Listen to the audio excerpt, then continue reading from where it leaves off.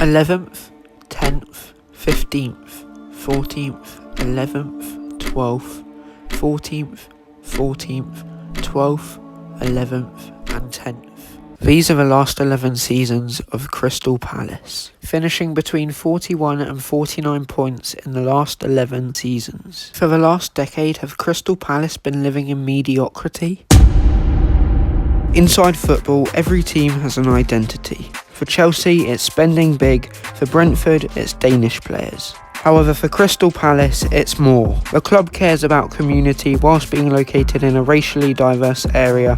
This identity shines through at Crystal Palace. The club puts their faith in youth and championship stars, which has helped them develop some of the greatest players that the streets won't forget, like Eze and Elise, two of the league's brightest forwards. The club also has strong morals and aren't afraid to let the board know how they feel. Like with Roy Hodgson, a great servant to the club, the fans had enough of his depressing football, so made their opinions public with their passionate voices, tifo displays and flares. Many people still raise the question, what is it like as a Palace fan? I can tell you myself it's fluctuated, but instead of hearing it from me, I decided to talk to a Palace fan. I decided to ask Crystal Palace fan Stephen Dawes from Palace to the Core. So Stephen, can you summarise to the audience what it's like being a Palace fan? Well, I would say, and I've thought about this a few times, and I would say that being a Palace fan is a little bit like being a parent. You know, you have ups and downs. You know, you love them unconditionally. You want them to do well. You want them to be the best they can possibly be. But at the same time, they can be infuriating and they can drive you mad. It's basically the same thing. Sometimes in the same day, you can be singing their praises and crying the next. That's the basic analogy that I can put to being a Palace fan. It's a roller coaster ride, but I wouldn't have it any other way.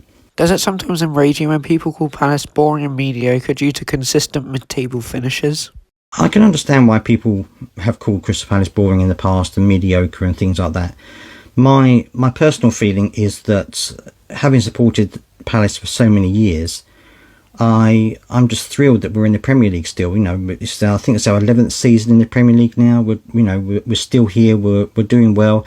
Hopefully, this season is going to be the best season we've ever had in the Premier League, and I'm just really pleased that we're here. I know. Obviously, a lot of people want to have more attractive football.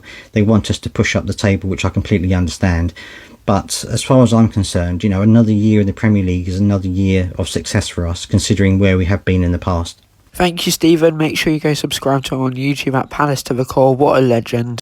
Crystal Palace may be considered boring, but if you think this, you've got it all wrong. Crystal Palace have a rich history ever since they were founded in 1861. They have many records, most points while relegated, first £1 million goalkeeper, just to name a few. In 1998 to 2010, the club experienced a severe financial crisis and were on the verge to going extinct. Once, they even sent a player's contract to a fish and chip shop. This is all the past, but even in the present day, Crystal Palace are exciting. From cup runs to underdog stories, name a Big Six club, they'll beat them.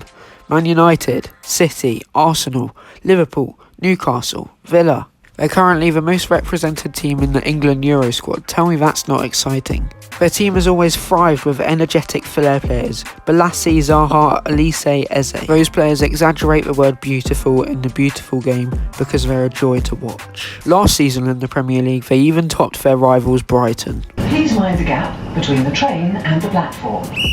The Crystal Palace players aren't only thriving for their club, but also delivering for their nations on the big stage. Like Jordan Ayew with a hat-trick against Central African Republic, Mateta continuing his firing form with a brace for France against Paraguay, Jefferson Lerma and Daniel Munoz delivering for Colombia, helping them keep their 27 games unbeaten streak. Mark Gay, despite his suspension, has been one of England's players of the tournaments. He had injections in his shoulder against Slovakia to then play the second half. And Eze, who has been delivering as a sub for England, coming against Slovakia and Switzerland, dancing around players. Anderson was notably a brick wall against England, preventing Jude Bellingham, Saka and Foden from scoring, as well as taking 3 points home. However, a new era is reckoning.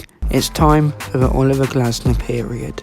Oliver Glasner now possesses a deadly squad who may slaughter any team who stand in their way.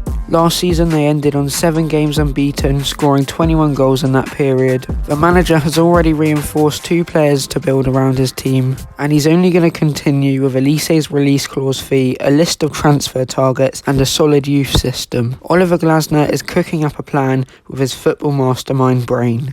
Do you think Crystal Palace have what it takes to advance like Villa, Newcastle and rivals Brighton have done? Watch out, because Oliver Glasner and his squad are approaching.